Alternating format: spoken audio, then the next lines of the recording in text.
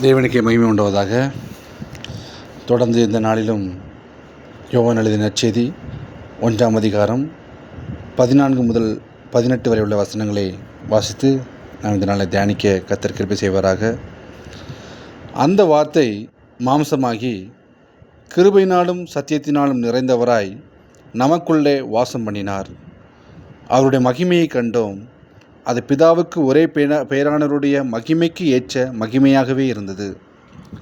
யோவான் அவரை குறித்து சாட்சி கொடுத்து, எனக்கு பின் வருகிறவர் எனக்கு முன்னிருந்தவர், ஆகையால் அவர் என்னிலும் மேன்மை உள்ளவர் என்று நான் சொல்லியிருந்தேனே, அவர் இவர்தான் என்று சத்தமிட்டு கூறினான்.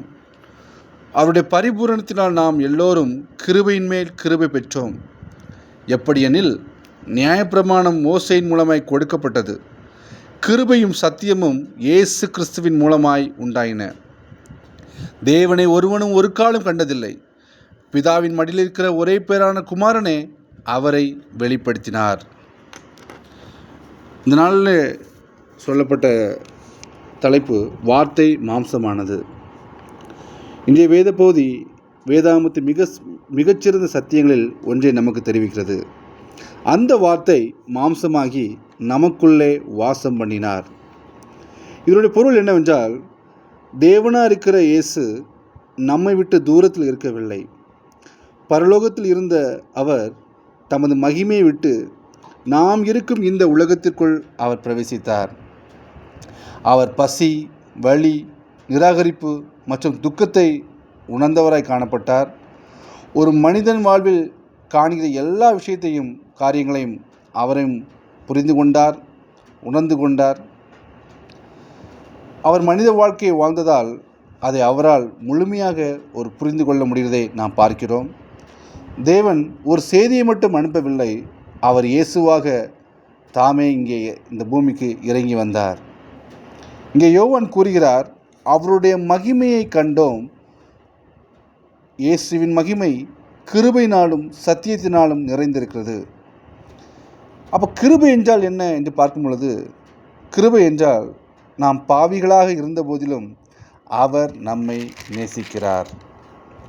சத்தியம் என்றால் என்ன என்று பார்க்கும் பொழுது, அவர் நம்மை பாவத்திலேயே விட்டு விடுவதில்லை. அநேகர் சத்தியமில்லாத கிருபையையும் கிருபை இல்லாத சத்தியத்தையே விரும்புகிறார்கள். ஆனால் இயேசு இவை இரண்டையும் பூரணமாக வழங்குகிறார். வசனம் 14 சொல்கிறது, அவருடைய பரிபூரணத்தினால் நாம் எல்லோரும் கிருபையின் மேல் கிருபை பெற்றோம். அதன் அர்த்தம், அவருடைய கிருபை ஒருபோதும் தீர்ந்து போகாது. நீங்கள் தோற்கும் போது, நீங்கள் பலவீனமாக இருக்கும் பொழுது, நீங்கள் தகுதியற்றவர்கள் என்று உணரும் பொழுது, நீங்கள் தனித்து விடப்பட்டவர்களாக காணும் பொழுது, அங்கே உங்களுக்கு கிருபை காத்து கொண்டிருக்கிறது. கிருபை எப்பொழுதும் உங்கள் கூட இருக்கிறது. ஆமென். ஒன்றை நினைவில் கொள்ளுங்கள், இயேசு தொலைவில் இல்லை, அவர் மிக அருகில் இருக்கிறார். நாம் தேவனிடம் சேரும்படிக்கு அவர் மாம்சமானார். இதே தான் யோபு எழுதிய புத்தகத்தில் பார்க்கிறோம். என் மீட்பர் அவர் என் முன்னே கடந்து செல்கிறார், நான் அவரை அறியேன், நான் அவர் காணவில்லை அப்படின்ட்டு யோபு சொல்லி நான் பார்க்கிறோம். இந்த நாட்களிலே உங்களுடைய இருதயத்தை திறந்து, ஆண்டவராக இயேசுவே, நீர் எனக்காக வந்ததற்காக உமக்கு நன்றி என்று சொல்லுங்கள். ஆமென். இந்த நாளில் நாம் ஜெபிப்போம். பரலோக பிதாவே, வார்த்தையாகிய இயேசுவையே பூமிக்கு அனுப்பியதற்காக உமக்கு நன்றி. உம்முடைய கிருபையினாலும் சத்தியத்தினாலும் என்னை நிரப்பும்.